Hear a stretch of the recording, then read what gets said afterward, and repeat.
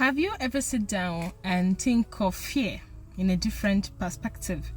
I know some of us do act fearless, that we fear nothing, and some we act rude and we actually think it's our protective shield or our defense mechanism against fear and against the things that scare us. But have you ever tried to see fear in a different perspective entirely? As a termite that will eat you up, that will deprive you of something good, a termite that becomes your reality. Have you viewed it like that? So I conducted a research recently. I was calling everyone individually and I asked the question, what is your greatest fear? What were you scared of growing up?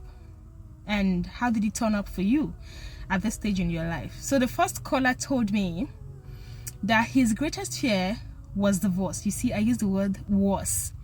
He said growing up, his greatest fear was divorce. He never wanted to have anything to do with divorce. And looking at the way the rate of divorce was in the society, so he clearly told himself that he would marry right, he would marry once, and it would be his last. Unfortunately for him, he got married and he became divorced. At the end of it, I think 2 years down the line, his fear caught up with him. The second person I called told me that he fears nothing because he lost his beautiful sister to what his sister feared the most, which is cancer. He said his sister lived this beautiful and clean lifestyle where she actually stayed away from anything that is unnatural, anything that is processed. If the food is not natural, she's not consuming it. She don't even allow chemical to touch her skin. She lived the healthiest and natural lifestyle as possible. And she always say one thing, she is trying to prevent herself from cancer. His sister, when was alive, will not even make use of microwave. It was that serious. Unfortunately, she died of cancer, and even their older sister died of cancer. The third caller told me that her greatest fear was also divorce.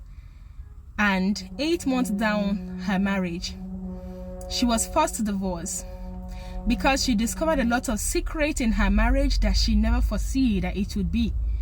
She tried to conceal it, she tried to hold it in, but she could not. At the end of it, she had to move on with her life and accept the reality of divorce. I can keep counting. None of the callers gave me anything positive about what actually they feared the most.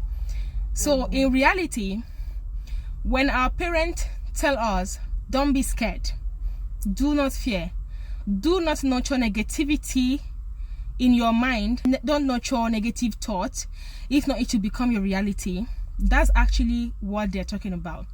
I think fear is kind of very spiritual. If you are not careful, it will snatch away something beautiful from you. It will become your reality. Fear has done me a great damage in my life too. One thing I feared the most became my reality at some point. It nearly destroyed me to the finish, if not that I immediately gathered myself up together and I bounced back. Since then, I told myself one thing. I will only be scared of one person, and that is the Almighty God who has created me and everything in the universe. I will be scared of him because for I know that if I am scared of God, then automatically everything that he creates will fear and bow to me. I am not here to preach religion to you. This is the reality. If the only person you fear and if the only thing you fear is your creator, is that you should do no evil, is that you should not cheat, you should not steal, you should not cause chaos between two people, you should not separate couples, you should not lie. Everything that God says don't do, you are putting in your best to not do it. And everything God says do, you are trying your best to do it just so that you can earn his pleasure, just so that you can please him. That is all the fear that you need. Because when you do this, God automatically, it is a natural thing, there's a way it works. Everything that God has created automatically becomes scared of you instead of the other way around. Because when you get scared of things too much, it becomes your reality. It is better that you put your absolute trust in God.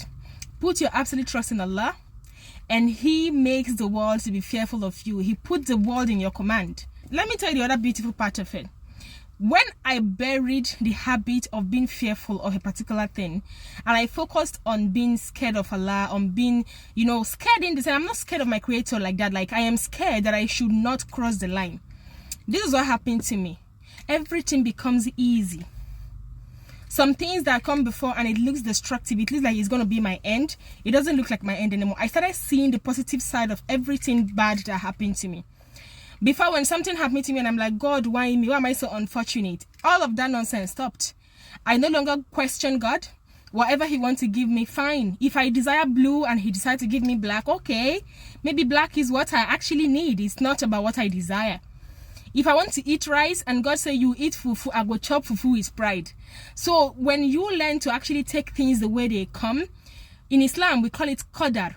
When you finally accept qadarullah, that the way it comes, so shall it be, you become fearless. You are not going to be scared of anything. You'll not be scared of poverty. You will not be scared of death. You will not be scared of illness. You're not going to make yourself a slave of fear. You're just going to live this neutral life that whatever will be, will be. God, my own be say, make I no vex you. God, my own be say, make I no cross your lane.